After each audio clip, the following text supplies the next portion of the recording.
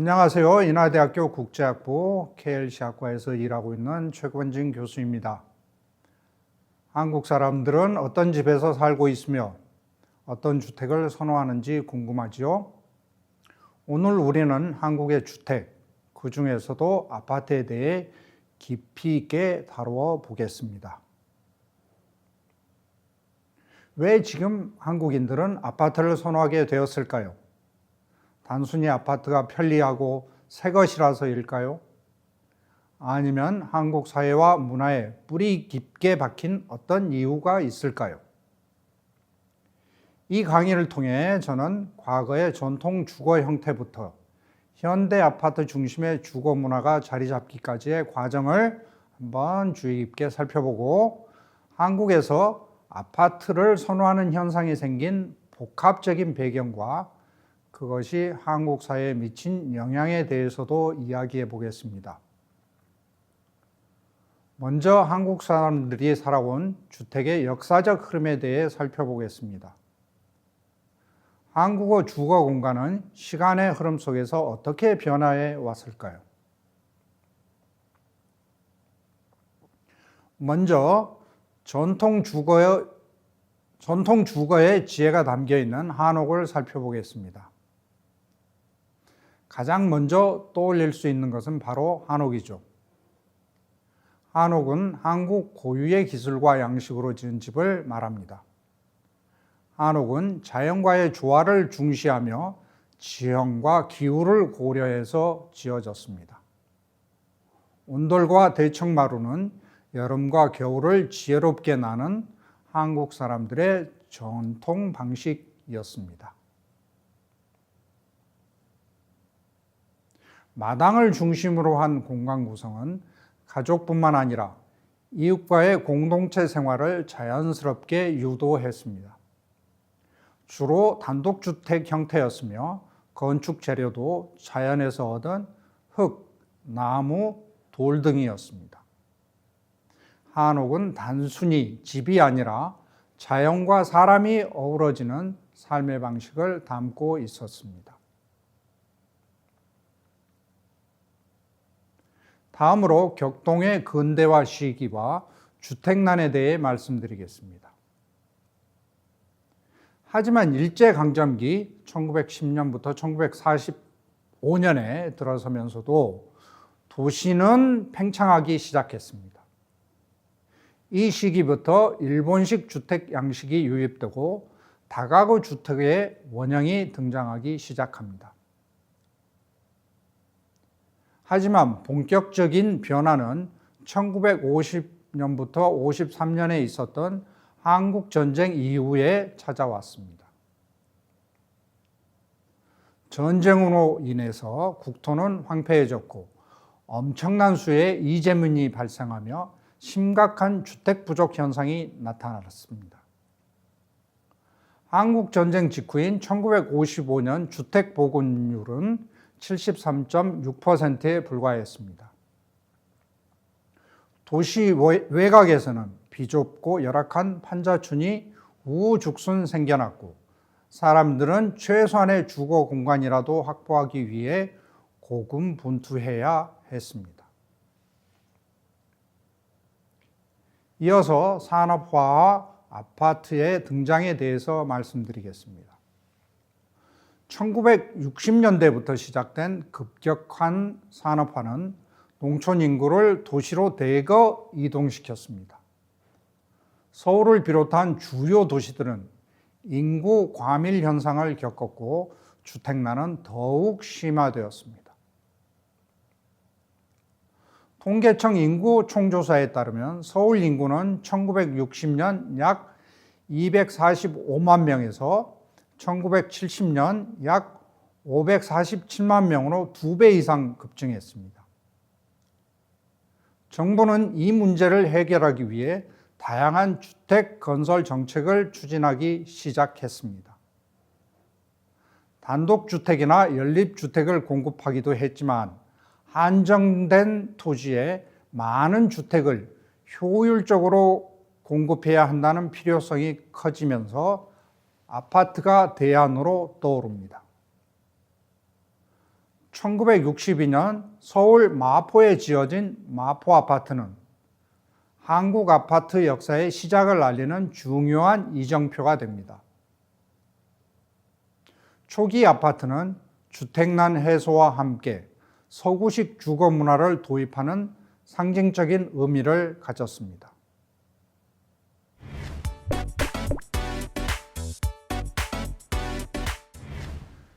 왜 그럼 한국인들이 좋아하는 주택이 아파트여만 하는지, 왜 한국에서 아파트 선호 현상이 심화되었는지 살펴보겠습니다.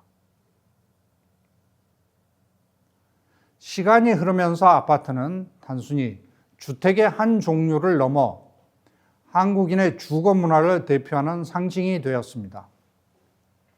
한국 사람들이 왜 이렇게 아파트를 선호하게 되었을까요? 먼저 한국의 경제 발전과 편리함의 대중화라는 관점에서 살펴보겠습니다.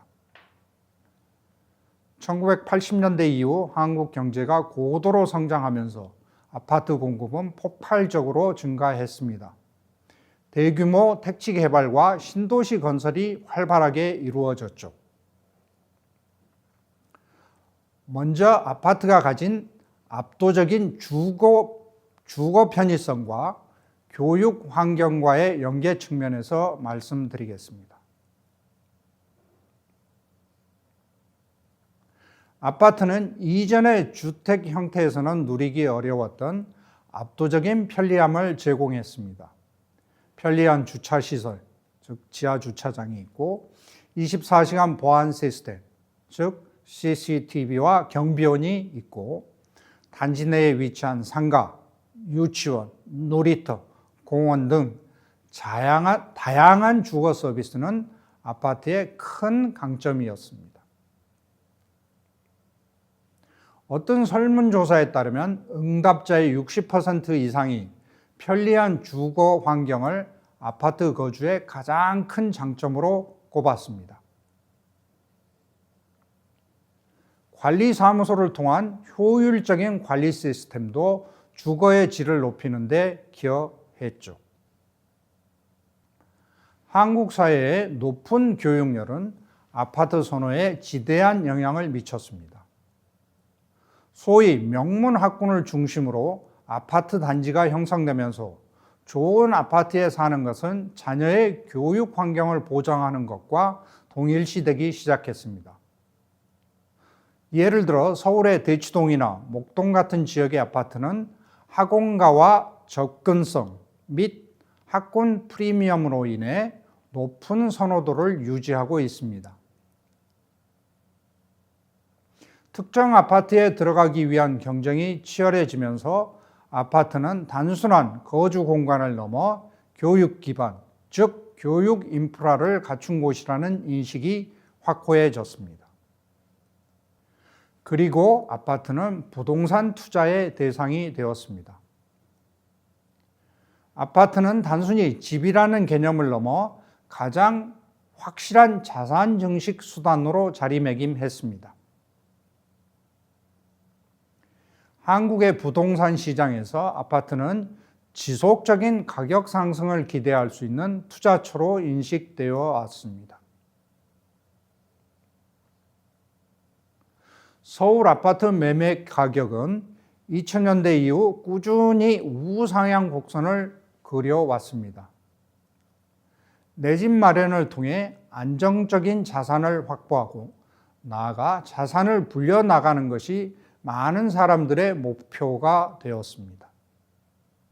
아파트는 단독주택이나 다른 부동산에 비해 거래가 활발하고 수요가 많아 필요할 때 쉽게 현금화할 수 있는 높은 황금성을 가집니다. 이는 투자자들에게 큰 매력으로 다가옵니다. 특히 특정 대단지 아파트는 매매가 활발하여 황금성이 더욱 높습니다. 정부의 주택 정책이 아파트 시장에 큰 영향을 미치고 대형 건설사의 아파트 브랜드는 소비자들에게 높은 신뢰와 안정감을 주고 있습니다. 이는 아파트가 갖고 있는 자산으로서의 가치를 더욱 공고히 하는 요인이 됩니다.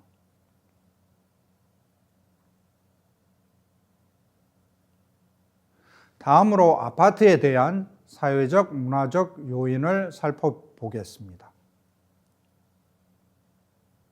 먼저 아파트 하면은 성공이라는 인식입니다. 특정 지역의 특정 브랜드 아파트가 사회적 성공과 신분 상승의 상징처럼 여겨지기 시작했습니다. 한국 갤럽 조사에 따르면 아파트에 사는 것이 중산층의 기준이라고 응답하는 비율이 높게 나타났습니다.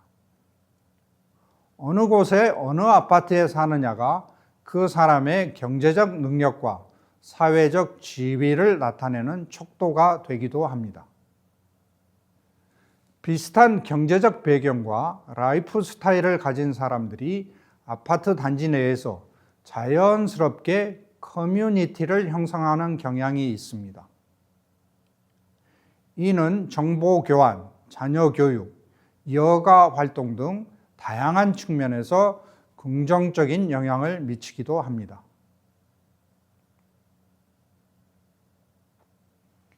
한국 사회의 집단주의 문화도 아파트 선호에 영향을 미쳤습니다.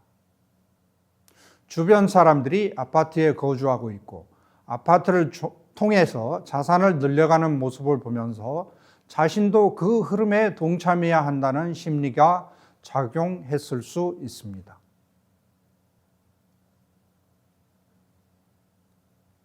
임대료의 상승, 매매가 불안정 등 끊임없이 변화하는 주거 환경 속에서 아파트는 상대적으로 안정적인 주거 형태라는 인식이 강합니다.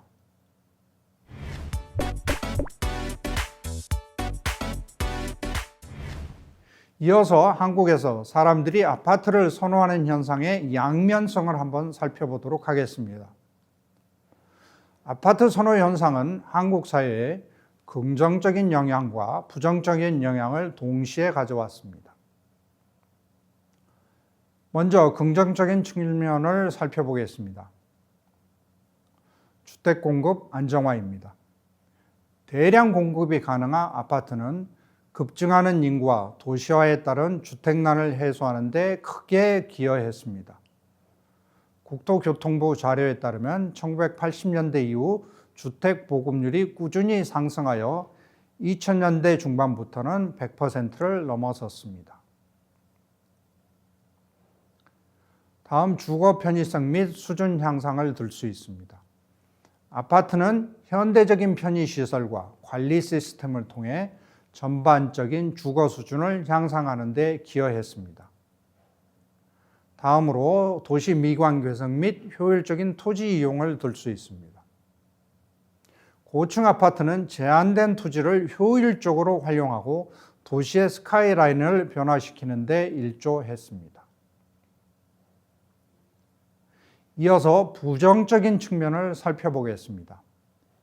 먼저 주택가격 양극화를 심화시켰습니다. 아파트 소유 유무와 아파트의 위치, 브랜드에 따라 자산 격차가 심화되면서 주거 빈곤과 계층 간 불평등 문제를 야기했습니다. 통계청 가계 동향 조사에 따르면 주택 자산 불평등은 소득 불평등보다 더 심각한 수준을 보이고 있습니다. 주거 형태의 획일화를 둘 수 있습니다. 아파트 위주의 주택 공급은 다양한 라이프 스타일과 개인의 개성을 반영하기 어려운 획일적인 주거 문화 공간을 만들었습니다. 그리고 공동체를 약화시켰고 여러 사회 문제를 야기했습니다. 층간소음, 흡연 문제, 이웃 간 무관심 등 아파트 거주 공간 내에서 발생하는 갈등은 공동체 의식 약화로 이어지기도 합니다. 한국환경공단 층간소음 이웃사이 센터에 접수된 민원 건수는 매년 증가하고 있습니다. 또한 특정 아파트 단지에 과도하게 인구가 집중되면서 교통체증, 학교 과밀, 환경 문제 등 대도시 집중 현상이 심화되기도 합니다. 지금까지 우리는 한국 주택이 전통적인 한옥에서 시작하여 현재 한국 사람들이 선호하는 주택 형태인 아파트 중심으로 변화해 온 과정을 살펴보았습니다.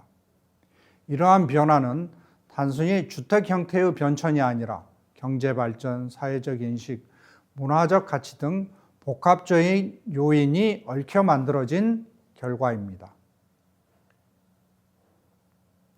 아파트는 한국 사람들에게 편리함과 함께 자산 증식이라는 매력적인 가치를 제공했지만 동시에 주택 가격 양극화와 주거 형태의 획일화라는 숙제도 안겨주었습니다. 우리 모두가 행복하게 살 수 있는 주거 공간에 대한 고민은 앞으로도 계속되어야 할 중요한 과제입니다. 미래의 주택은 더욱 다양하고 개인의 삶의 질을 높이면서 지속 가능한 방향으로 나아가면 좋겠습니다. 이상으로 본 강의를 마치겠습니다. 감사합니다.